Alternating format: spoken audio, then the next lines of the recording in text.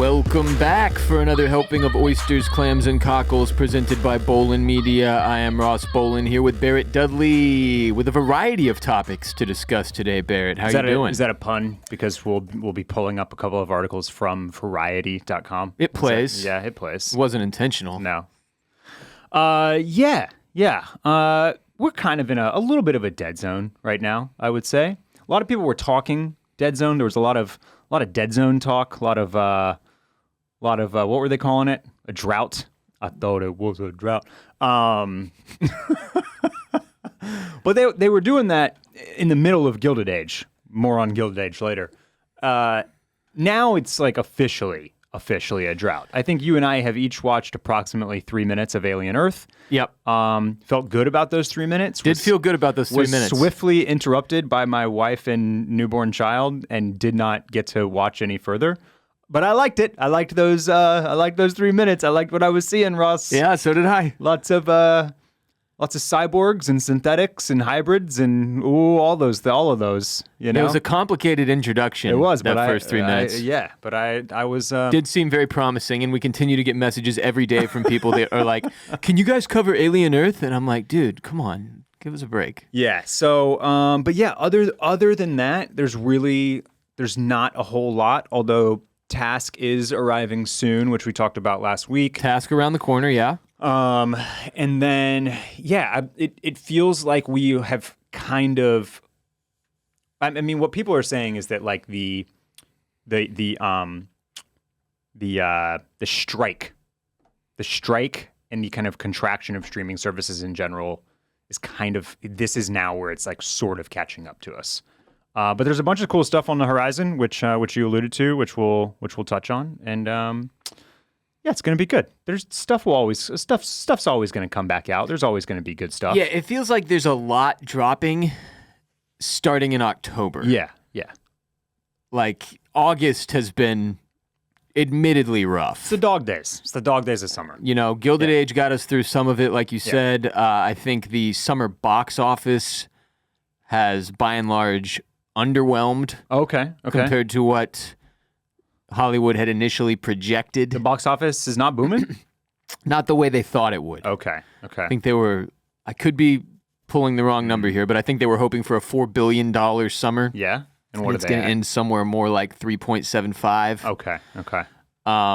You know, some of these movies like the Fantastic Four have fallen off a freaking cliff after their opening weekend, and people are clearly not as into the superhero thing as they once were. Superman did okay, though. But I think the only $1 billion drop this summer has been Lilo and Stitch. Goddamn. Which is not a good sign. And you famously hated this movie, right? I didn't like it, Barrett. Yeah. I didn't like it. I don't know if I'd say I hated it. Jurassic World didn't F1, quite get there. Jurassic World's at 885, I think. None of these films reached a Billy? No, just Lilo and Stitch. Just old Lilo and Stitch, eh? Yeah. Hey, when do you get to take your kids to movies? Like what age? Yeah. Oh, I think where my stepdaughter is at now is probably like 6 is where you can get away with it. Okay. All right. I have friends that have done start younger. taking their kids younger, but like that's a lot to ask of a really for them young to sit child for 2 hours, basically. Yeah, I mean, and what about even at 6? It needs to be a children's movie through and through, obviously. Yeah, but like, they struggle younger than that. They struggle to sit still that long or understand the theater experience. So here's another quick thing from Dad Corner that I'm starting to get stressed out about, and it's going to sound this might sound selfish, but speaking of things that are coming back on TV, we're just a few weeks away from the NFL season. Oh, right. And I like to have my NFL games on. Yeah. Thursday night, Saturday, Sunday, Monday, Tuesday. I think they just do games on every day. There's a lot of days now. There's a lot of days now. And I've taken over. And I like to have my NFL games on in the background. You know, I play fantasy football. I just like having the football on. But I'm reading that like you're not really supposed to have, we've talked a little bit about this, the background TV for your child can potentially be harmful to their development. And I'm wondering what I can get away with as far as like, football on in the background. How did you tackle this when you had a basically in a newborn, in your son's first year, the infant phase. Yeah. Specifically with sports, like I'm not going to turn on Alien Earth while she's right. You know what I mean? Like I'm not going to soil her mind with that filth. But my personal stance here, and I'm pretty sure this is how I handled it. Although, as you know, that time period that you're in it's difficult to remember everything. Right. With much detail, but. As long as you're not cranking the volume through the roof, like be cognizant of the amount of noise. Mm-hmm. I don't think it's that big of a deal. Yeah. But that being said, I definitely was pretty much focused on our Houston Texans games only in that phase. Like I wasn't able to do the full blown, noon to 9 p.m. 9 hours of football every Sunday. Look, I understand that some sacrifices will have to be made. And that's part of it. That's part of it. That's okay. We do have a TV in our bedroom now. We didn't for a really long time. So I might just have the games on in there, and then I can just like sneak in and pop in and out. And pop in and out. Yeah, you kind of have to be strategic with it. I mean, honestly, it gets more difficult when they're older because then you're getting... Dad, football's been on for 6 hours. We really want to watch something of our own. We really want to watch Lilo and Stitch. Like, come on, you're being a selfish dick and hogging the living room TV. And I'm like, this is the best TV. It's the one I want to watch my sports ball on. So that, but sports were pretty much the only thing I would have on television in front of the newborn. Yeah. I mean, it's, we'll have some background stuff on every once in a while, especially if she's like looking away and like feeding or whatever. Right. But even at 11 weeks old, man, she's the clear daughter of two people that like their TV because she'll be like facing away and she'll be doing one of these to like look at the bright lights, craning her neck back. Her neck to look at you have to imagine for an infant what that even looks like. I mean, it's a weird like evolutionary thing that we probably don't know the full effects of yet, because this didn't exist 100 years ago. Right. It wasn't a problem. But certainly it has to be strange for the newborns. Like, what is this light? Yeah. And noise. This colorful light. What is that? So, good luck to you, sir. Thank you. We are now 4 episodes deep into our Patreon exclusive coverage of The Wire Season 1. We're having a blast, learning as we go, making a lot of mistakes along the way, just like we do every time we start coverage of a new show. It always takes me at least like 6 weeks to get my like bearings. Yeah. Uh-huh. Like where I stopped saying wildly inaccurate things on an episode basis. I don't know. It hasn't been that bad, but this does happen every time we start a new show. Not to beat a dead horse here, but the TikTokers are insane. No, I don't know what the fuck is going on with them. They're claiming that some line that D says is a regurgitation of something that McNulty says. That's not true. Yeah, it is. Is it? Yeah. Yeah. Is it word for word or is he paraphrasing? It's almost word for word. But he essentially takes a topic that McNulty handed him. McNulty why does it have to be this way? He says that? Something very much along those lines. And then D regurgitates it. And what's messed up is we're talking about our most recent episode, or I think it was episode 3 or 4 that this came up. 4. So the one we did this week. And maybe it was 3. I don't know. As I was doing my rewatch and making my notes, it even occurred to me like, I'm pretty sure he got this entire spiel from McNulty. But frankly, more to your point, like, it doesn't matter all that much to change what we were talking about in that clip. But yeah, no, we get called out for being wrong a lot. All right, I guess I got to lock in, Ross. Yeah, I feel the same urge, the need to lock in. Yeah. A little harder. Yeah. But we're getting better week over week, and the subscribers on Patreon are loving it, and that's what really matters, Barrett. Subscribe on patreon.com/oysters, clams, cockles, and ride with us through The Wire Season 1. Patreon.com/oysters, clams, cockles. Come watch The Wire with us, whether you're a first-timer or a rewatcher. Our coverage is friendly to you. Barrett, you've got some news stuff. Yes. You wanted to talk about up top. Yeah, let's start with HBO. You just mentioned The Wire. Our guy Dominic West, who plays Detective McNulty in The Wire. Jimmy McNulty. McNutty, as people like to call him on the web. Oh, McNutty. McNutty? That's what Bubbles calls him, yeah. Right. And also he likes to get his nuts off. Right? He does. I don't know if that's why the nickname, but yeah. Okay, all right. I think it's more because he's crazy, like Nutty. Oh, okay. Well, Dominic West is headed back to HBO. HBO family. to star in a new legal thriller called War, co-starring Sienna Miller. Ah. The creator of Apple's Hijack is back with a new thriller starring Dominic West and Sienna Miller. George Kay has penned War, a legal series for HBO and Sky, which has handed the show a 2-season order. The Crown / The Wire's West plays tech titan Morgan Henderson, and Anatomy of a Scandal, also Curb Your Enthusiasm's Miller, stars as his estranged wife. International film star Carla Duvall in the series, which is set in the elite world of London law and kicks off with a, quote, scandalous divorce case that sends shockwaves through the boardrooms, bedrooms, and courtrooms alike. How are you feeling about that one? All the rooms. Yeah, all the rooms. Are being shocked with shockwaves. Okay, so this is like a divorce thriller? It feels to me like it's a little bit like David E. Kelly, kind of legal stuff, right? But also a little bit of the kind of the Nicole Kidman type show, right? Like what's the one that she did on HBO? Big Little Lies. Well, she did Big Little Lies, which is a David E. Kelly show, so it's got a little bit of that. Oh, The Undoing. The Undoing, yeah, that was solid with Hugh Grant. Yeah. I enjoyed The Undoing, or even maybe a little bit of Presumed Innocent happening here. Okay. Yeah. Okay. So little courtroom thriller. Room thriller. It's right. That's true. Yeah. You could call it a boardroom or a bedroom thriller as well, according to this press release. It's a room thriller. Ross, you were also a fan of Baby Reindeer, were you not? I was a big fan of Baby Reindeer. It was not an easy watch, but it was very, very good. Well, Baby Reindeer's Richard Gadd buffs up in first look at HBO and BBC series Half Man. Half Man? Like Tyrion? Yeah, yeah. Except for Richard Gadd has gotten huge for the Half Man show. Here's the first look at Richard Gadd and Jamie Bell in HBO and BBC's upcoming series Half Man. The 6-episode drama series, starring, created, and executive produced by Richard Gadd. So again, this is kind of an auteur-driven thing from Richard Gadd, the creator. Similar to Baby Reindeer?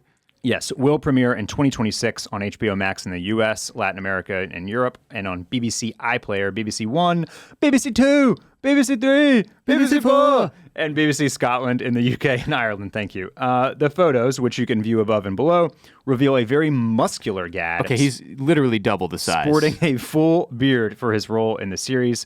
Half Man follows estranged brothers Niall, played by Jamie Bell, and Ruben, played by Gadd. When Niall's estranged brother, Ruben, shows up at his wedding, it leads to an explosion of violence that catapults us back through their lives. Jesus, okay. Yeah, if you told me Niall and Ruben were the names of two of the main characters, I would have been like, this is British. Yes. The series will span almost 40 years from the 1980s to present day. Okay. And it explores the highs and lows of this brotherly relationship. So, all right. Yeah. HBO/BBC, huh? Yeah. And these two, I would just, I'm planting a flag in these two things, obviously, because they're very relevant with the Baby Reindeer and then the Dominic West tie-ins. But also notable that these are two interesting shows from, on a tour in the case of Richard Gadd, and a creator who was coming up with his own stories in our guy from Hijack, right? These are not IP series. These are not IP-based series, which is nice to see from HBO since this current year, we're a little worried about all the Stephen King, Dairy Town, Last of Us. It's been heavy. It's been heavy pre-existing IP. So it's cool to see. It's cool to see those press releases about some series, limited though they might be, coming to HBO soon. That might be a little bit more in that kind of trusted format. The Half Man Wikipedia page is pretty funny because there is almost nothing on it, and there's a section that says premise, and it is filled by one sentence and one sentence alone. Gadd has described the series as being about a pair of brothers. That's it. Yeah, well, it is. I would say it's about a pair of brothers. I'll say this. I've noticed something about a couple other shows we're going to talk about today as well later on. Like, it seems there has been some sort of strategy shift in Hollywood to try and keep things under wraps as much as possible regarding premise and keeping trailers extremely vague. Now, I'm not sure what that's about. Yeah. But there's a few different properties, this is being the first of which that we're going to talk about today, where I'm like, I can't get a great feel for what this is going to be. Yeah. Early in the game as it might be for this particular one. I wish movies were taking that same tip, though. You know what I mean? There's a like the hymn trailer giving you the entire film. Yes, there's a Gosling film coming out called Project Hail Mary, which is based on a book. I read it last year. Great book. You read it? Yeah. How? Because we're illiterate. Yeah. Did you? An audiobook. You did an audiobook. I learned good. Okay. Yeah, I figured it. I figured out. I pieced it together. I pieced it together. I spelled out all the words. And there's like a big reveal, a third or halfway through the book that they just give you in the trailer. Like it is the kind of the crux of the book. It is a massive turning point, and they basically give it to you in the trailer, and that's annoying. Huh. Yeah. Yeah, I don't like that. Yeah. So. Well, there's got to be some middle ground. Vague, like, it's not that I want everything in the trailer. I definitely don't. But I also am curious about the strategy for some of these. It seems like it's TV shows, especially, that it's very mysterious. But even frankly, like the Weapons trailer, I mean, it gives you that a bunch of kids disappear. True. But it doesn't give you any inkling as to how or why or where the movie is going, really. Hey, hit me up if you've seen Weapons in 4DX. What does that even mean? My local theater, not Alamo Drafthouse, the one there's a Regal Westgate Cinemas just down the street from me. Westgate is not in it. Westgate is the street. Sorry, there's a Regal Cinemas down the street from me. There's a Westgate shopping center. Yes. That's where I get my haircut. Yeah, and Kade used to have a subscription to this theater. Okay, but now he has a Drafthouse. Yeah. He upgraded. There's a you can see films in 4DX. 4DX? 4DX. The number 4. Yes. D. As in dog. Yes. D as in X Delta. as in xylophone. Correct. We are reading today. And it the chair moves and they're fog and some sensory effects. Oh, hell nah. And you can see weapons in 4DX. That's interesting. Yeah. I don't think, as somebody who has struggled in the IMAX theater without any other elements being introduced. Yeah. No 4DX. I don't know I don't know if I need my movie theater experience to be combined with some kind of theme park roller coaster experience. You don't want like when the fog comes off the ground in Weapons, as in where that scene where the child is running down the street. Yeah, doing the Naruto run. You don't you don't want fog to just kind of lift up in front of your face and your seat. Is it going to obstruct my view? It's going to get in your popcorn. Yeah, I don't know about all this. I don't know how I feel about all this. Movie theaters are just generally pretty dirty places anyway. Yeah. You know? Yeah. I don't think germaphobes enjoy the cinema much. So I'm trying to imagine how this plays into all that. Did you ever go to an iPic? Yeah. I never did this. But you basically get a whole ass couch and blankets and stuff, right? Yeah, dude. Full blown lazy boy recliner. Yeah. The blanket element is weird. Because I'm like, because there's somebody else wrapped in this literally 45 minutes ago. Yeah. You know, is there stank still on it? Do they switch out the blankets after every movie? They absolutely must switch out and wash the blankets. They got a washing machine in the back. They're just running it all day, washing these blankets. There's pillows. They bring you food, but it's like, I'm doing air quotes here, nicer than Alamo Drafthouse. Look, not to be crude, but people get freaky in regular-ass movie theaters. They do. I'm a little worried about the sex happening on these, with the blankets and the couches and the recliners. Well, here. And it's not the intercourse that scares me. It's the tugging and the blasting. It really becomes a concern. You're introduced the blanket introduction. It becomes let's do hand stuff. That's immediately where I'm going with that, man. If you give me a blanket in a movie theater and I'm there on a date, I'm gonna get handsy. Right. So I've never done an iPic though. You don't want to take a black light in there, is what you're saying. That's what I'm saying.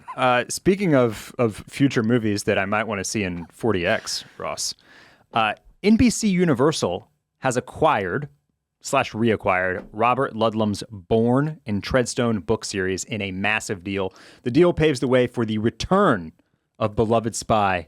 Oh my God, that's Jason Bourne.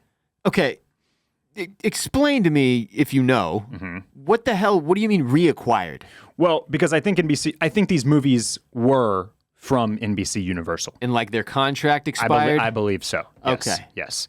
NBC Universal has acquired all rights, excluding publishing, to Robert Ludlum's Jason Bourne and Treadstone book series in perpetuity.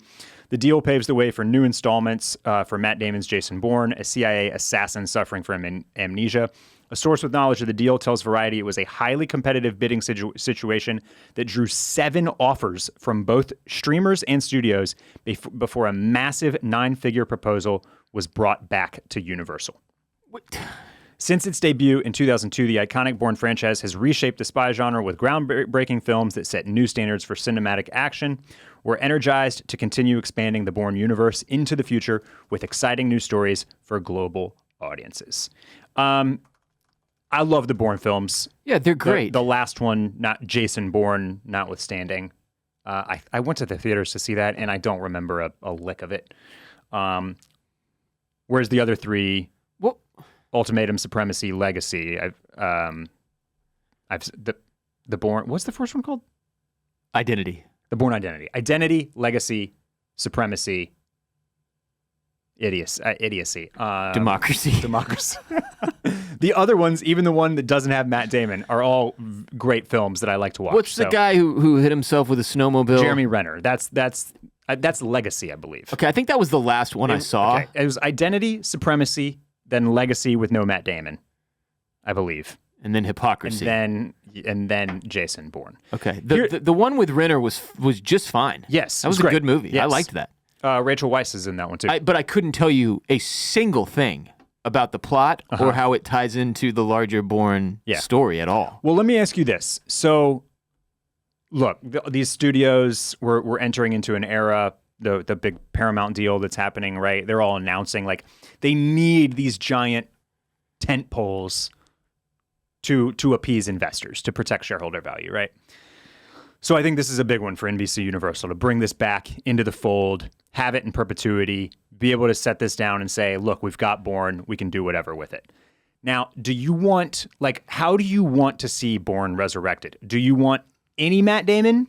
Do you want Matt Damon as like an old head that kind of like intersects with the plot maybe 2/3 of the way through the movie? Or do you just want to see grizzled ass Matt Damon straight off of the Odysseus boat coming in and playing 60-year-old Jason Bourne? Yeah, I don't think... Okay, well, first of all, to be able to really answer this question, I would have to remember how his storyline ended within the Bourne trilogy. And frankly... They might have to just wipe away the Jason Bourne film. Because I don't know. That was the 4th one? Yes. That was the one they did later? Yes. That no one saw? Correct. So I have no clue what happened there. But I'm pretty sure in like the 2nd or 3rd of the original trilogy, he's like off the radar, off the map, living in like Morocco in a hut. And they still find him, and he's got to get back in the game. And they I don't want to do spoilers, but you know. If I'm not mistaken, every single Bourne film ends sort of like that, or in a way where it's like you think it's all done, and then he like jumps into a pool of water and like his new passport like floats away. Cue the Moby music. Boing, yeah. boing. Yeah. Solid theme. Dun, dun, dun. Yeah, like it's such a sick theme. And it's like Jason, it's basically everyone ends with like that was final, unless it wasn't. Ooh. Okay, so it's been 23 years since the first movie. That was 2002. Wow. And I guess if you're going to boot this thing back up, I think you got to go after a new generation. I think so too. And start all the way over. Yeah. I don't think you can go back to the Matt Damon well. I think a Matt Damon coming in as a Treadstone legacy figure is fine. But I don't think I want him leading the movie again.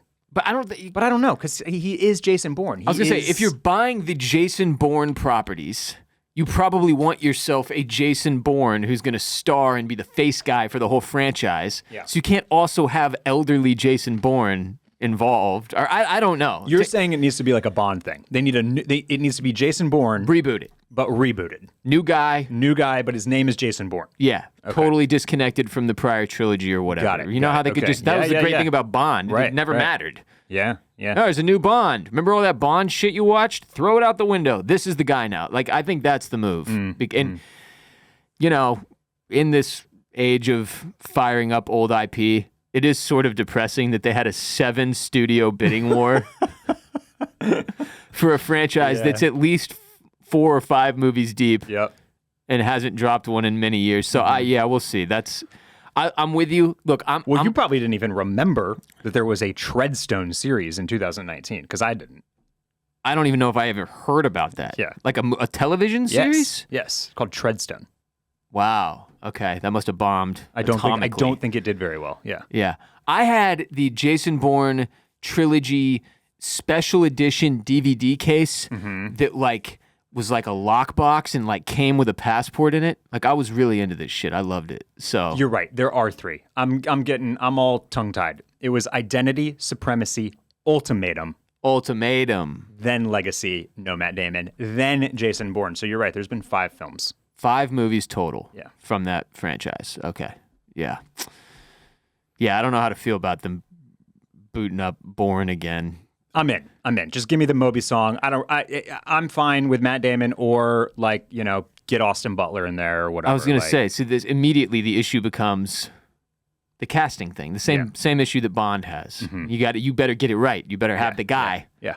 And that people are going to shell out money and come to the movie theater for. And it just, the fucking Hollywood doesn't operate that way anymore. Yeah. You can't just get Matt Damon and it's a hit. Right. You know? Yeah. So, like we talked, was that last week we were talking about like directors? Directors are the bigger draw, it seems like right now. Matter more than the getting an A-list or at the star. very least, are like a more sure bet. Yeah. That's a good way of putting it. I would with some exceptions. So, not that he like breaks the box office the way that like a Nolan film seems to these days, but Paul Thomas Anderson, critically acclaimed every single time he drops. Film buffs love the guy. Leo's in the new film, and I think it's coming out in October. And I feel like the buzz is low on this thing, man. Yeah, because Paul Thomas Anderson is not a blockbuster director, right? Necessarily. But it is Leo. Yeah, but that's what I'm saying. I don't know. Paul Thomas Anderson is generally more artsy. Yeah. No, he's not doing $1 billion at the box office. No, right. He's not a billionaire boy. So we'll I'm definitely interested in seeing that Leo movie. But I'm with you. The hype so far has been very minimal. Like there's been more hype for the freaking Odyssey, which doesn't even drop until 2027 or whatever. I think. Is it going to be 27, not 26? We're not getting that next year? No, we're getting it next year. No, we're getting it next year. You're right. That's 2026. Yeah. But the Odyssey I've heard more about than I've heard about the Paul Thomas Anderson, Leonardo DiCaprio movie, which is just strange. Yeah. Freakier Friday is in theaters now. Yeah. 22 years after the original. Is that going to do a Billy? There's no way. Absolutely not. No. Well, it might now. Because Jamie Lee Curtis, who is 66 years old, made a lot of hubbub online this past week while promoting Freakier Friday. Barrett, can you tell people why? Look, I know that there has been talk circulating about Jamie Lee Curtis and her assets. Her cans. But I don't know why. I'm blind to this. Okay, so there was an audience, correct me if I'm wrong.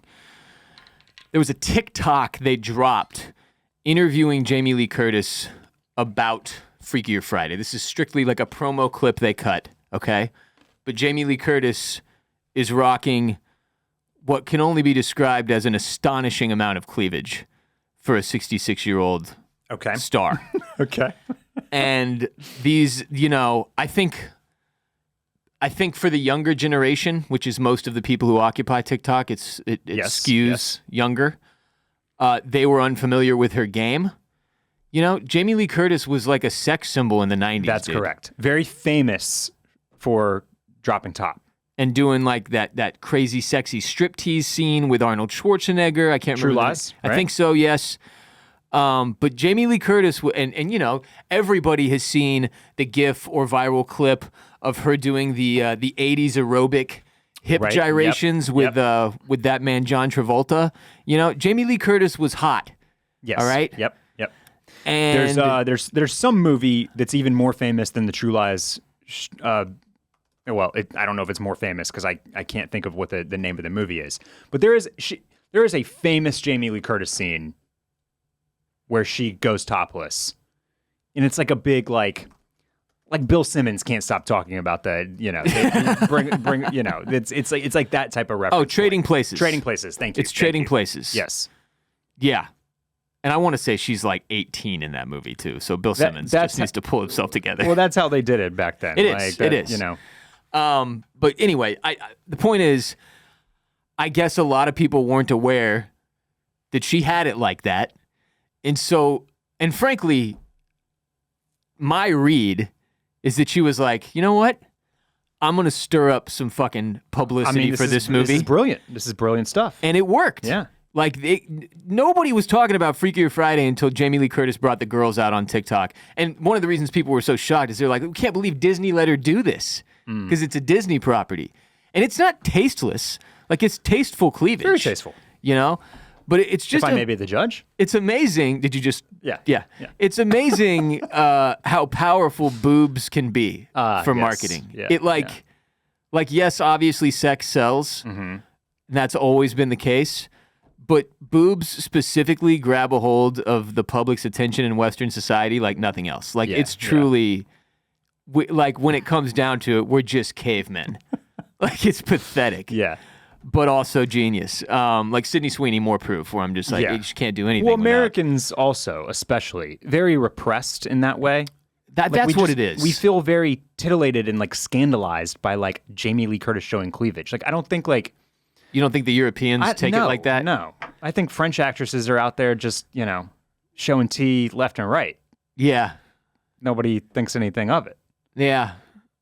Yeah, it's religion is what's done this to us here in the States. Very, suppressed, like you said. We're very puritanical. We are. Just look at Marion on the Gilded Age having a little conniption fit because maybe her betrothed went to like a little brothel and like hung out with his friends for a minute. One time. Didn't even get a lappy or anything. He was there for 10 minutes, in and out. Barry did nothing wrong. Guy did nothing wrong. What's the big deal? That was a great plot line, by the way. Yeah. So, Anyway, just an astonishing amount of attention given to 66-year-old Jamie Lee Curtis's boobs this week, and I think she did it on purpose, and I think it was a genius move, and I think it worked, and I think you're going to get a lot of hornier older men in the Freakier Friday films as a result. I would also note, Lindsay Lohan... Let's keep it to streaming, guys. They're going to be at the iPic with the blankets, is what you're saying? Yes, but alone. Right. Lindsay Lohan, who at one point, Lindsay Lohan was very much an it girl. Oh, yeah. Like... maybe the it girl for a few years there. Yes. And she was scandalized constantly. At one point, I think she was on house arrest. I just remember seeing pictures of her ankle monitor and being like, Jesus. Yeah. She got some work done. Yeah. And did one of I think it's a facelift. Well, her dad, in this very same article that I had up about Jamie Lee Curtis, let's see. It says Lohan... sorry, where was it? Here we go. When asked about Lohan, who has sparked plastic surgery speculation in July, Curtis said she minds her own business and doesn't proselytize to those who have gone under the knife. Yada, yada. Lohan, 39, has, quote, never had any plastic surgery done ever. Her dad, Michael Lohan, insisted last year, telling us that her youthful appearance is due to peels, fillers, and Botox. Okay. But, look... whether she did or did not is almost kind of besides the point. You just mentioned the fact that she was at the very top of her game. She had quite a fall from grace. There was lots of substance and alcohol abuse, and she seemingly has kind of risen from the ashes, picked herself back up, is looking and feeling great. So if she had the help of plastic surgery, I mean, good for her. Yeah, it's one way or the other. If she didn't, either way, she looks great and has kind of had a bounce back. My point was, whatever she did to her face, it's the good side of when people do things to their face. Yeah. Comparable to the head of the Kardashian clan. Kris Jenner. Kris Jenner's incredible shit stuff. Looks that worked. It sure did. Yeah. Well done, doctor. They must have the same guy or something, because this person crushed the Lindsay Lohan rebrand here. Yeah. She literally looks almost younger than she did last time I saw her, which would have been like 15 years ago. So, good for her. Yeah. That's all I meant. Good for her. Good for everybody in the Freakier Friday franchise. That's one that didn't need a fucking reboot, by the way. I remember what I was going to say. I also feel like the JLC kind of hubbub is because what we've all seen her in most recently is The Bear, where I feel like she is very, very intentionally haggard. Yeah, like they are they are just putting the wrinkles on full display. You know, they might even be enhancing them in some way. I almost guarantee they are. You know, to really give her that lived-in look for a mom who's kind of been through it over the years, right? Yeah, struggling alcoholic with some serious family issues. And then you see her put on this dress and just like kind of get glammed up as a normal human, and she looks great. And it's like, oh, wait, what?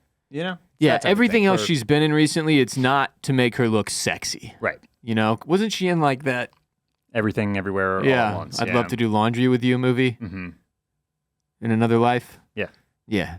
I don't think she looked good in that either. They were definitely leaning into the same kind of bear thing. Didn't she get like sausage fingers or something? Hot dog hands? Somebody does. Yeah, I don't know. I think she gets hot dog hands, Barrett. Weird movie. Good movie, though. Gets hated on a lot because it won Best Picture and people didn't think it should have rightfully. I thought it was overrated. Oh, it was. Yeah. But it was solid. It was all right. All right. That's all I got on Jamie Lee Curtis's cans. Getting in the proper nutrition every day is tough for most of us. Greens in particular, veggies are a challenge. I've tried some greens supplements, but frankly, nothing has ever really stuck until Factor Forms Daily Greens. Factor is a longtime sponsor of our show, and if you've loved their meals, you will love their greens. Factor Form. Most of us dread drinking greens, but Factor Form changed the game. You'll actually crave your greens. As the sister brand to Factor Meals, Factor Form was designed to work hand in hand with your meals, making nutrition better effortlessly.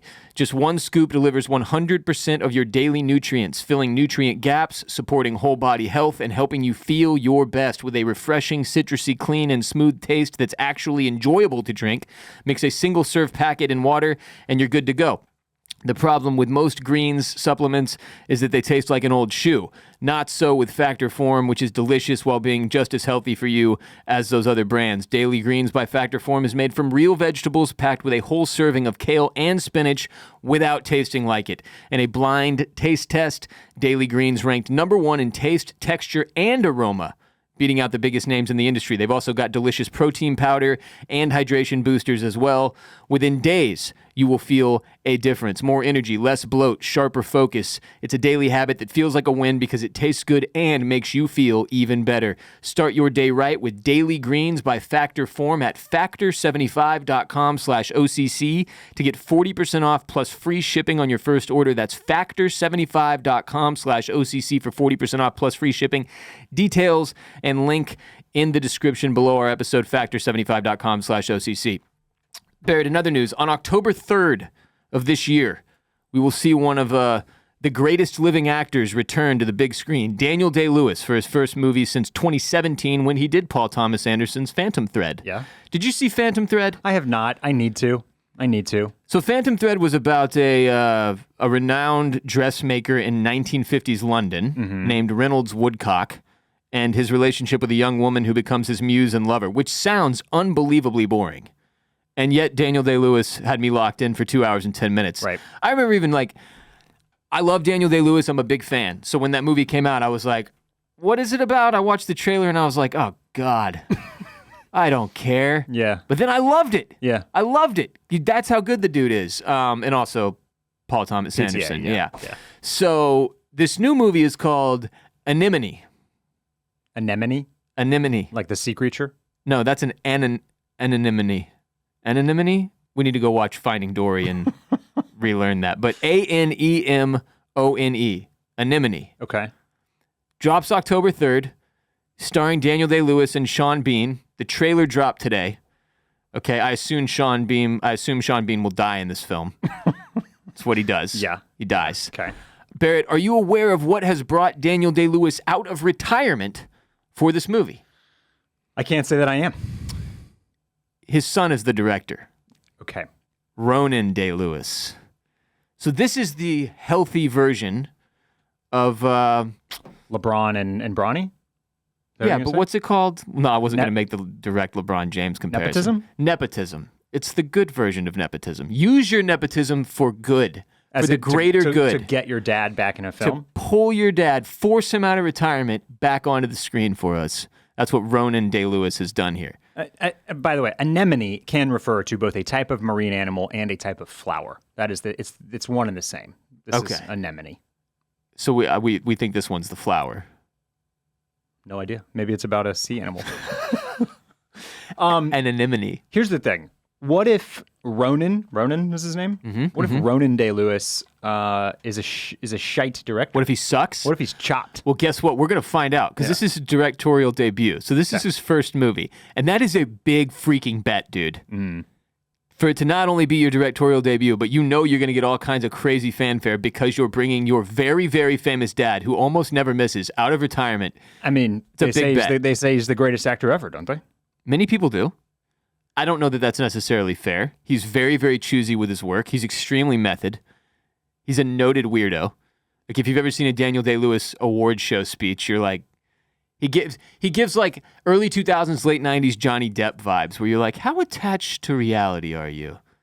We're in the back half of the podcast here.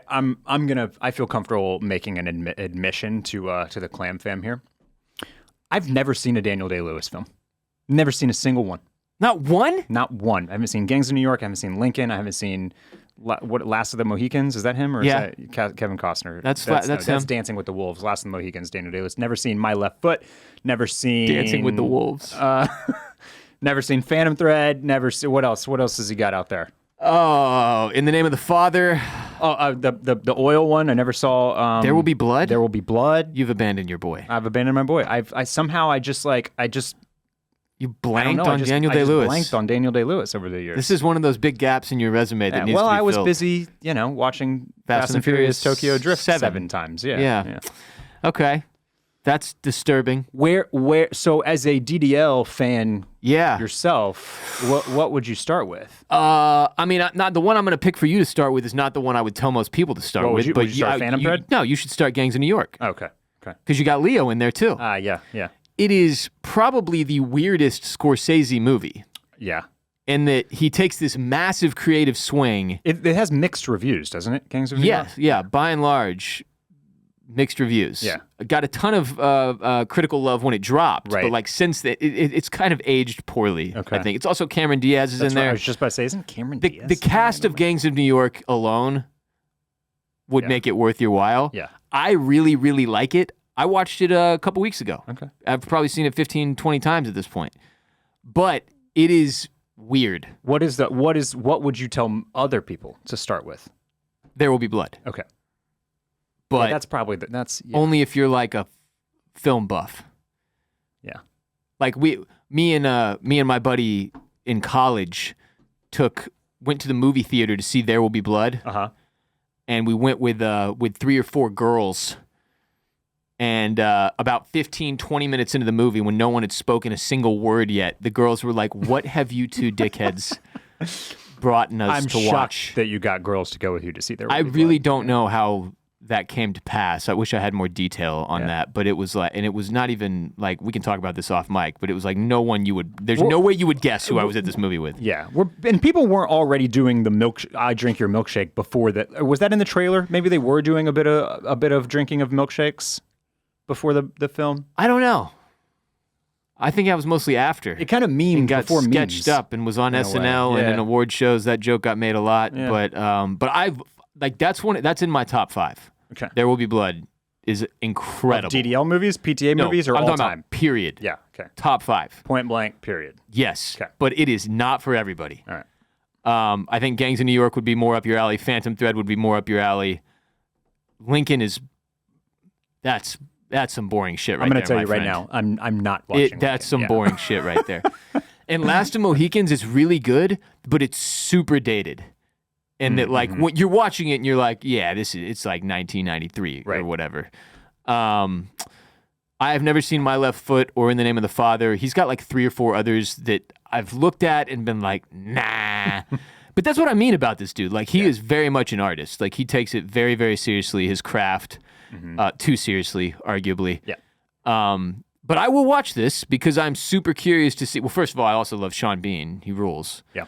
But this is another one where like the trailer gives you nothing, and I mean nothing in the way of what the fuck this is about. Like it just doesn't. to read some from Deadline here. Marking the directorial debut of the actor's son, Ronan Day-Lewis, the film is billed as an exploration of the complex and profound ties that exist between brothers, fathers, and sons. All three. Yeah. The Holy Trinity. Men. And its plot has been kept under its plot has been kept under wraps and isn't made entirely clear by the trailer, which introduces Daniel Day-Lewis as Ray Stoker, a man wrestling with his past out in a rainy and isolated wooded location. It's just the most Daniel Day-Lewis type shit when you watch this trailer if you're a fan of his. So I'm excited for that.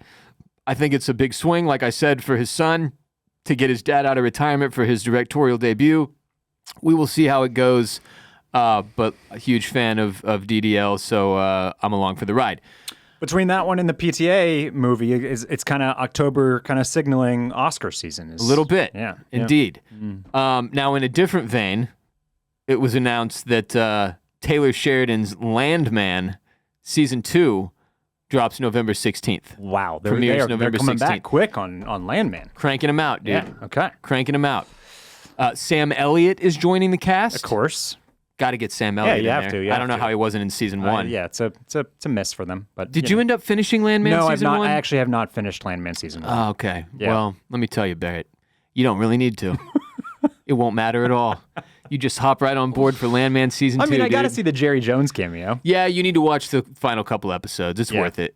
It's worth it. Just absurd. Like for those of you who never heard us talk about it, Landman started really strong. It did. Where the first few episodes, I was like, "Damn, Taylor Sheridan really elevated his game here." Yeah. This is much less soap opera-y than what I expected. And then within another 3 episodes, I was like, "There it is." Now we're getting some of that shit that made Yellowstone start to feel really, really, really silly after a bit. But I am in for Landman. Okay. He has got me with this formula for that show. Yeah, I will finish Landman. I will be attempting to watch Season 2. Don't just attempt. I just have no idea what it's going to be like. I know. So, I'm barely getting any TV watching time as it is. You go into the bathroom at the office. You put in the AirPods. Take a 1 hour dump. And you watch some fucking Landman, Barrett. Okay. God. All right. Today's show is also sponsored by Liquid IV. I've spent a lot of time at the pool this summer. Got a little beach trip in, too. I love summer. It's my favorite season, so I'm soaking up the last bits of summer over the next couple weeks here. But being out in the sun for hours at a time means I need 2 things. Sunscreen to protect my white ass, and Liquid IV to keep me from getting dehydrated. No matter how hot your summer gets, Liquid IV can help you keep hydrated for the adventures ahead, whether you're soaking up the last bits of summer or gearing up for those back to routine vibes. Capture sun-drenched memories with the Orange Vanilla Dream Hydration Multiplier from Liquid IV. This nostalgic vanilla flavor with notes of candied orange can help you keep you hydrated better than water alone. That's erotic. Visit liquidiv.com and use code OCC at checkout for 20% off your first order. We've been loving Liquid IV here at Bolen Media for many, many years now because it gets the job done, hydrates better than water alone, and tastes incredible with their variety of delicious flavors. Liquid IV makes regular water tasty as hell. My favorite flavor right now is white peach. Can't get enough of it. I mix it in my water bottle in the morning and before workouts as well to get 3 times the electrolytes of leading sports drinks. We've got like 20 bags of Liquid IV in the storage closet here at Bolen Media, so it's always available for us, and we hand them out to our guests. We love it. Guests love it as well. Remembering to drink enough water every day is a constant struggle for most of us, and as a result, a lot of us are walking around dehydrated without even really realizing it, which affects everything, your energy levels, your mental health, everything. Liquid IV has you covered during the summer for sure, but also all year long. You just dump one of their little packets of Liquid IV into your water so it tastes 3 times better with 3 times the electrolytes of leading sports drinks and is significantly more hydrating than water alone. Explore the delicious sugar-free options including white peach, lemon lime, rainbow sherbet, and more. You can find all their best-selling hydration multiplier flavors online. Now you can experience their newest flavor, Arctic Raspberry, plus discover more fun flavors like cotton candy or popsicle firecracker. Again, just 1 stick in 16 ounces of water. Hydrates better than water alone, powered by Live Hydra-Science, an optimized ratio of electrolytes, essential vitamins, and clinically tested nutrients that turn ordinary water into extraordinary hydration. 8 essential vitamins and nutrients, always non-GMO, vegan, gluten-free, dairy-free, and soy-free. 3 times the electrolytes of leading sports drinks. Savor the last bits of summer with Liquid IV. Tear poor, live more. Go to liquidiv.com and get 20% off your first order with code OCC at checkout. That's 20% off your first order with code OCC at liquidiv.com. Link and code and details in the description of this episode. Couple more things here on our way out. Vince Gilligan, the creator of Breaking Bad and Better Call Saul, and his new show Pluribus, which will hit Apple TV Plus November 7th, continues to get more hype, this time from Bob Odenkirk, a.k.a. Saul Goodman, a.k.a. Slippin' Jimmy. Yes. And you sent me this article yesterday. Yeah. The quote from Bob is, "I don't know a damn thing, but I know it's going to be massive. Massive! It's going to be the biggest thing, well, since sliced bread. But really since Game of Thrones. You probably know what's biggest lately, but probably since Severance. I know Severance, in its way, is a big, big effort. So I think that Pluribus is going to be the next big show, and I can't wait." That's what Bob Odenkirk told The Hollywood Reporter, invoking the name of Game of Thrones. He did. He went there. I knew that Vince Gilligan was reconnecting with Ray Seahorn from Better Call Saul, who is She is the star of this. In that show. She's the lead of Pluribus. Tragic that she never won an Emmy. She is the lead in this. And so I was excited for this. What I didn't realize is just how close we are to this. Yeah, right around the corner here. This is coming out in early November. Dare I say this is on my radar for a show that we might need to cover. Because I have to concur with you here. This is Vince Gilligan. This is Breaking Bad. This is Better Call Saul. This is sci-fi in the way that we like sci-fi. But what I mean by that is that it is not what I'll call high sci-fi. It's not spacey and planetary and spanning hundreds of years. It's not galactic. To pull galactic, that's a great word. To pull from the Variety article, "Happiness is contagious." That's the tagline for the mysterious new sci-fi series from mastermind Vince Gilligan titled Pluribus. The show premieres with 2 episodes, November 7th on Apple TV+. Pluribus marks a reunion between Gilligan and 2-time Emmy nominee Ray Seahorn, who played Kim Wexler. On Pluribus, Seahorn is Carol, quote, "the most miserable person on earth who must save the world from happiness." And it is once again set in Albuquerque. Okay, yeah. Now that is, what you've just said is pretty much everything that is known about this. That's right. The little trailer teasers they've put out, teaser trailers, give you nothing. Yeah. Back in 2023, Gilligan said Pluribus has, quote, "no crime and no methamphetamine. The world changes very abruptly in the first episode, and then it is quite different. It's the modern world, the world we live in, but it changes very abruptly," he added, "and the consequences that reaps hopefully provide drama for many, many episodes after that." So we don't know anything. No. But it sounds cool. Bob Odenkirk is out here invoking Severance in Game of Thrones. Yeah, but almost tongue-in-cheek. It's Apple TV Plus. It's real world based sci-fi. It's going to be thrilling. It's from an amazing creator. So very mysterious. It's got great actors. Very mysterious. It's got everything that we're looking for. So it's possible that's the next big thing. Now I'm going to say something here. When it was announced that Vince Gilligan was doing Better Call Saul, there was a lot of eye rolling initially. How are you going to take Saul Goodman, this very goofy lawyer character from Breaking Bad, and do an entire series around him? Right. Now, within 2 seasons, that eye rolling had completely ceased, and it ended up being an incredible series that some people argue is actually better than Breaking Bad. Sure. I famously finished it up a couple of months ago. Yep. Loved it. Thought it was fantastic. If you're Vince Gilligan, can you go 3 for 3? Right. That feels like a really, really big ask. But after all the doubt he received prior to Better Call Saul picking up steam, I feel like he's one of the few that probably could pull this off. You know, and I'm not talking about 3 for 3 like Taylor Sheridan is with hits. I'm not talking about from a numbers perspective. I'm talking about from a storytelling, prestige TV perspective. Can he hit another home run, this time on Apple TV Plus with Pluribus? That's going to be the big question. And here. If you look at the other guys that have essentially Pantheon or in the conversation for GOAT level shows, he's honestly maybe already the most successful going 2 for 2. Right. Like Matthew Weiner's stuff after Mad Men all kind of flopped. Benioff and Weiss have had middling success and a lot of controversy and a lot of stopping and starting He got kicked off Star Wars, man. Since Game of Thrones, right? David Chase. That was it. That was it after The Sopranos, right? He had done a bunch of stuff leading up to that. Then his kind of The Sopranos was like a happy accident. And then there was The Sopranos. David Simon and Ed Burns. They've been successful with a variety of things after The Wire, I think. But not at the level of The Wire. It's possible that Vince Gilligan, has something a little bit more to him. He was relatively, not the series creator, but if I'm not mistaken, pretty instrumental on the X-Files. Yes, as well. Yeah, he was a writer. Okay, so a writer on the X-Files, and out of all those guys that we just named, I kind of trust Vince Gilligan in a way. Well, yeah, at this point he's earned it. It's just it's the one thing about Pluribus that scares me. Yes, I'm like, can you do it again? Because look, Better Call Saul was a spinoff. Yeah, he had the bones of what he wanted to mess with, right, or build.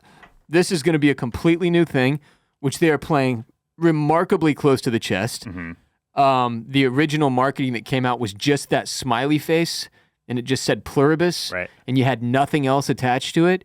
Like I said, they've put out a few little teaser trailers, but they're 20 seconds long. They give you nothing. The one interesting element of the marketing is that the trailers leave you with a phone number to call. It's 202-808-3981. And after watching it just before recording, I finally called the number. Okay. And it gives you a little voice message that's as if you are the main character played by, what's her name? Ray Seahorn. Ray Seahorn. Do you remember her character's name in the show? Nope. No? In the new Doesn't show? matter. No. Let's just say it's Alice. It's like, Alice, we're so happy you called. Yeah. Finally, you look for a text message from us or something along those lines. Yeah. It's Mike Jones style marketing. Well, I was just about to say, the number was 281-330-8004? Yeah, that's the one. Okay. Yeah. No, you said it was It's 202-867-5309. No, not that one either. Okay. No, what is that one? 867. Oh, yeah. Oh, there you go. I was like, why do I know that number? And for those of you who aren't from Houston, you'll have to excuse the Mike Jones references. But he was a rapper in the early 2000s that famously, he did, but he used a cell phone. In all of his lyrics, he would just start shouting out his phone number. Every verse. 281-830-8004. And you're like, what is this fucking guy doing? And he set it up to where it was a voicemail box. And fans would call it, and you'd get a voicemail, Mike Jones on the voicemail, and then you'd leave a message for him. And it was genius marketing. It worked. They're doing a Mike Jones marketing strategy here where they have a phone number for you to call. Yeah. It is very reminiscent of sometimes these more modern sci-fi shows, they like to do some kind of fan interactive experience type thing. Yeah. People like experiences. I am super stoked for this. I agree with you. This is probably one we take a swing on. I think so. And do coverage of. We'll have to wait and see. In conjunction with this, today Apple TV Plus announced that they are raising their monthly price by 30%.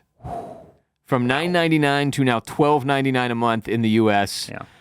Price hike effective today, August 21st, 2025 for new customers. So you say the 30%, and it sounds like a lot. It is. That's obviously way more than inflation. But for the money that Apple TV is spending and for the quality of product that they have been putting out over the last few years, they were underpriced compared to everything else. So it's hard to knock them for bumping this up a little bit. Yeah, I'm not that upset with them for this. Netflix raises their prices, it feels like twice a year at this point. Right. I think not Paramount, but one of those other middling streamers also raised their prices this week. We've all learned this is just a constant thing where they're just going to see what they can get away with. And for their side, it's just a formula. How many people unsubscribe versus how many people stick around and continue to subscribe? You mentioned that people were somewhat surprised at Disney being okay with JLC going out in a very cleavage-bearing dress. Obviously, I don't think they really have much control over that. But they made that connection between the Freakier Friday press tour and this being a Disney movie. Are you aware that Hulu is going away by the end of the year and is being fully folded in to Disney Plus? So you will be going to Disney Plus to access everything from The Bear to What We Do in the Shadows to Dave to It's Always Sunny to It's Always Sunny. Like they are really going to do something that Disney has never done before, which is, by the way, this is already like this in I think almost every other country. All that Hulu and FX stuff is already on Disney Plus. Oh, really? Yeah, it's still separated for the American audience. Presumably, it's again because we're prude. Yes. Because Disney never had wanted to like mix. To muddy the brand. They didn't want tits and ass and fucks mixed with the mouse. On something that was branded Disney. Yeah, they're very careful about this. And now they are mashing it up. And I don't know how that's going to work if like you enter the app and you'll have to kind of choose your silo, or if you're just going to get into the app and it's all going to be there. No, it's already fairly siloed. I have to use Disney Plus quite a bit with small kids, and it's like within the Disney app, you can already go to like Disney animation, you know? And then even from there, it'll silo you down. Like you can find like the 80s through 2000s section and like the new releases. So I hear what you're saying though. Like, I don't think it's all going to be mixed in on the front page. I think you will have to click on Hulu/FX or whatever to kind of get there, to get into that section. And then also you can probably lock it for kids. Like, so it has parental controls on it to where like when my 6-year-old goes onto her Disney Plus, there's very little available.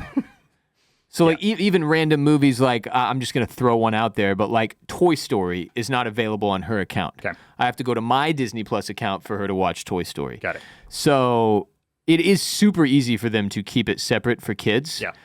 But the big surprise there is that Disney, more than any other brand in entertainment that I've interacted with, is so protective of their brand. And for them to mix Hulu and FX with all of the Disney, and I think all the ESPN and sports shit is getting mixed in too. ABC, so that's where The Bachelor will be there. Yeah, that's going to be really interesting to see. Yeah. It does admittedly make the Disney Plus app immediately like 5 times better to me. Yeah, I guess my thing is that I think I'm already paying for some bundle of Hulu, Disney, and ESPN. So and it's like $27. So nobody knows. So please don't raise the price on that, but they probably will. Yeah. Yeah. It's we've never failed to point out how much of a mess it is out there in terms of the streaming age. So, last thing, you had some Gilded Age stuff really quickly. I did, yes. Shortly before we recorded, I just jotted down from memory what is happening on the Gilded Age right now. I have 2 episodes left. I was not able to finish the season. Had some family in town over the weekend. But here's where we're at on Gilded Age through 6 episodes. Okay, if you haven't watched the Gilded Age season 3, spoilers we'll coming. see you next week. Yeah. Go hit patreon.com/oystersclamscockles. Join us there for the wire. Barrett, go. Okay. John, the clockmaker, is super loaded now and has to stop being a footman. And Ada realizes she's being duped by the medium. And Agnes continues to whinge about her lack of mail. Oscar Van Ryn is back on his feet, but learns that Maud Beaton is back in town, working as a lady of the night at a local high-end brothel. One thing leads to another, but in the end, Oscar is a good dude, and he steps in to try and save Maud from this life. Ross, in my experience, you can't turn a hoe into a housewife, but we'll see how it goes for old Maud Beaton out there. Yeah, crazy idea from Oscar. Larry's sighting of Maud has some unintended consequences, however. Larry, finally happily engaged. Marion is to Mr. Russell, but Marion finds out he went to the Haymaker, I believe it's called. The Haymaker Men's Club. It was a house of ill repute. And calls off the engagement without even bothering to ask for an explanation. Yeah, dude. Goes, yeah. I'm going to say this because my wife said it, so I can regurgitate. Kind of acting a little crazy. I mean, it definitely gives you something to chew on. Like, I know that this is a different era. Yeah. All that. Well, very clearly. She can't even bring herself to say the word brothel or whorehouse. But a house of ill repute. I think there's some other euphemisms. She uses like 3 different terms for it. It's correct. Actually very, very funny. But she's not even going to hear Larry out, so we'll see how that goes. I have a feeling that this is the classic rom-com hiccup before they're able to reconcile, but we needed something to toss in there. Because Larry, he turned out he was a good dude, even though he wasn't letting Footman John talk in those meetings. He eventually does. They sell the clock. And on the back of that, he's feeling himself. He's feeling pretty savvy on his investment ball knowledge. So he takes on his dad's assignment and heads to Morenci to close some deals. But he's going to try to make a real splash with those worthless mines. Couldn't tell if that metallurgist is going to be another scam artist. I don't think that Larry is going to get scammed after we just watched Oscar Van Ryn get scammed. That would seem too many scams. Too many guys getting scammed. Yeah. So I got a feeling that the mines will indeed have some copper streams in them. You know what they say about the mines? The children, they yearn for them. And the Russells, they might need the whole mine thing to work out because George is leveraged to the tits. J.P. Morgan, who now has a crazy alky nose, puts together a deal between the Merricks and George so that he can finally get his hands on that Chicago line. But oh yeah, he fired Clay, who now works for his enemy, and they are kiboshing the deal. Yeah. Not George Russell, not his fortune. Not George's fortune. God save George Russell. Ross, it's not just the business that's on the rocks. George has had it with Bertha's meddling and is still upset about the whole shipping their daughter off to England thing. Bertha heads across the pond to try to smooth things over at Sidmouth Castle. She teaches Gladys how to get some hand in the relationship. She's got to get that hand over Lady Sarah, who is just doing a bang-up job as the put-upon British sister with all her little mouth movements and Britishisms. Yeah, she's incredible. Incredible, Lady Sarah Just another great character. Yes. She's still a good mom, y'all, just a wee bit controlling. Speaking of marriages, Peggy and Dr. Kirkland are getting awfully close. The good doctor nearly has to engage in fisticuffs with Mr. Fortune to fight for his woman at a train station because Mr. Fortune is a habitual line stepper. Yeah, dude, that guy has some fucking problems. Get out of here, buddy. Another line stepper, Kirkland's mom, who's a real piece of work. She tells her son that a wife is different than a woman, and all that activism means she won't be able to do the woman things like keep house and raise children. The battle between wife and mother-in-law, a tale as old as time, Ross, and that's where we are on the Gilded Age. Man, that was a good summary right there. Can I quickly touch on my favorite things? Yes, please do. John the Clockmaker, great. Love it. Yeah. Got a little weird with the he's rising, you know? Mm-hmm. He's invented this thing. Yeah. It sounds like he's just basically invented the modern clock. Right. But he needed the already rich guy to make it happen. To make some introductions. The little relationship with them where John's like, I know about this and I'm smart and I should be the one talking, but Mr. Larry is the rich man who made this happen, so I'm going to keep my mouth shut until I realize I can't keep my mouth shut anymore and I need to take the reins here. Uh-huh. That was a little wonky for me. Like I was just like, okay, we get it, whatever. Yeah. But I love John the Clockmaker in general. It's a very feel-good story. He pays back all of the people that invested their few dollars so that he could get the patent. Patent.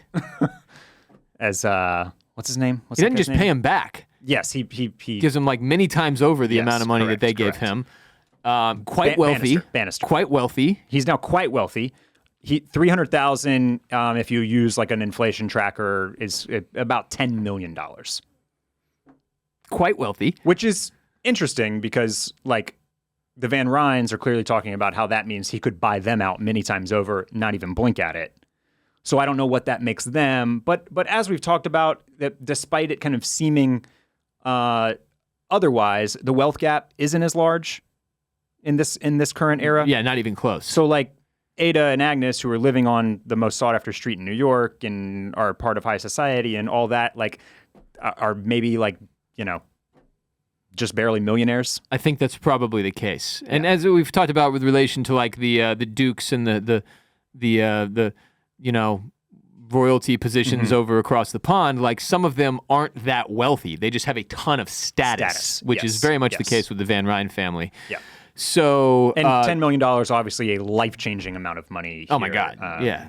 He goes from the basement to the top floor, penthouse level. For John. Yeah. Like overnight. Yeah. So that's going to be fun to see how that plays out. Yes, I'm very hopeful that we continue on with John and his story. I feel like they will follow him as we go. I would have to assume so. So we'll be a lot of invested. A lot of invested screen time there. We'll see how that plays out. I'm so glad Ada figured out the medium was duping her. That was really, really depressing me. How she just kept going back. It's like, good God, lady, figure it out. When they were just going with like the most classic of like cold reading ploys. Yes. You know, very easy stuff. This was 101. She was not saying anything at all, that medium. She wasn't even taking any swings, really. So. No, but they really did say a lot about why people go after this sort of thing. And it's like the grieving process can be so brutal and you can't let go and you can't move on and you feel like you need something to connect you to what you've lost. And so I loved the way it played out. I just was getting a little weary after 2 or 3 episodes. It's like, okay, can we get her to figure it out at this point? Agnes not getting mail cracks me up. Oscar back on his feet. Yes. with the help of John Adams, who is not the John Adams. No. That got confusing for me. That his name was John Adams? Yeah. And I was like, ooh, more American history. And then after, a season of John Adams' involvement, I was like, wait a minute, that's not John Adams. Correct. And at the end of episode 6, I did not include this in my notes, but they McBain his ass off. You could when they are sitting outside wherever they are after they had lunch and they're talking, you can just feel something. And then as soon as he starts walking to the street, you're like, oh no, please. And then he basically he gets the olden days equivalent of hit by a bus. He gets hit by like a horse and cart or something, which is somehow much funnier. When it's kind of a weird CGI thing that they do, it doesn't look great. It's also out of fucking nowhere, and I know they're gonna have some reason for doing this to Oscar. Well, and the wagon that hits him explodes, wood shards are flying, and we're I cracked up, and then I felt bad. Very strange. I feel terrible for Oscar. It was a weird little plot wrinkle. You mentioned the kind of awkwardness in the John and Larry story. You've also talked about how the final episode of this season feels maybe a little rushed. I've loved season 3. I love every single second of watching this show. I actually don't think season 3 is as good as season 2. There have been a few things that have felt a little abrupt, or maybe they are spread a little too thin. You have 2 more? With 2 more, with the number of characters that they have on the chessboard at the moment. That feeling is about to get a lot more extreme. But even, they're bouncing around, they're putting Bertha across the pond and back in the same episode, right? So yeah. I think that's at least a week-long trip in 1880. In 1885, it might be 2. Or fucking longer. I don't know.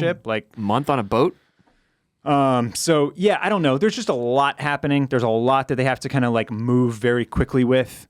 And I sort of wish that they were spending a little bit more time on some of these things. And at the same time, like I said, I love this show. I literally cannot get enough of it. So I'm nitpicking, but I do think that there have been some seams showing in season 3. Yeah, look, what I said a couple weeks ago, the budgetary stuff is very noticeable by the end of the season, where you're like, okay, clearly. We talked about Agnes whinging about the mail. They've barely taken Agnes out of that set in this season.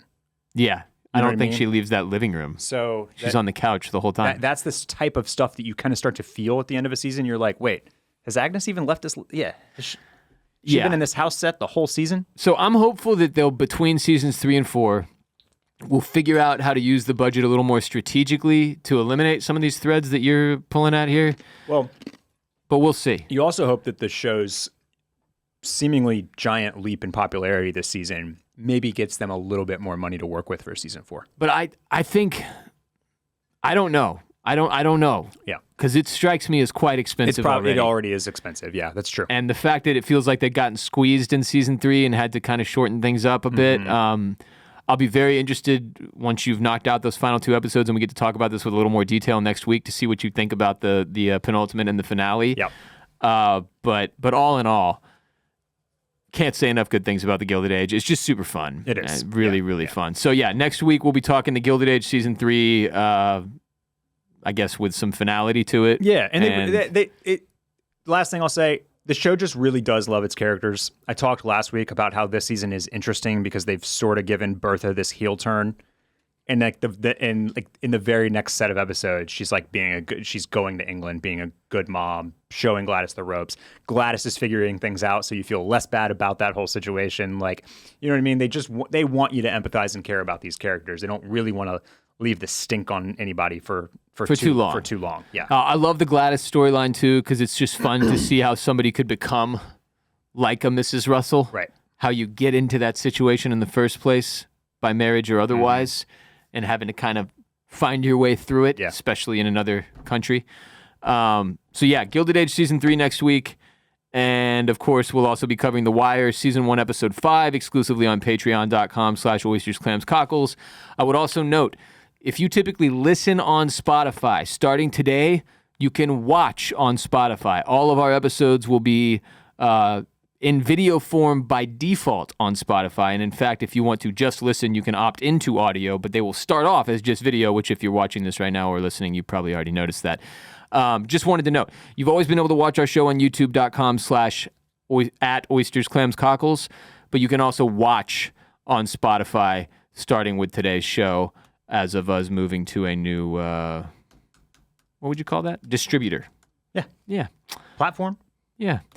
Appreciate y'all. Holler at Barrett and I on social media at Barrett Dudley, BarrettDudley, and I'm at WR Bolen on Instagram and Twitter. We will see y'all next week. Until next time, peace.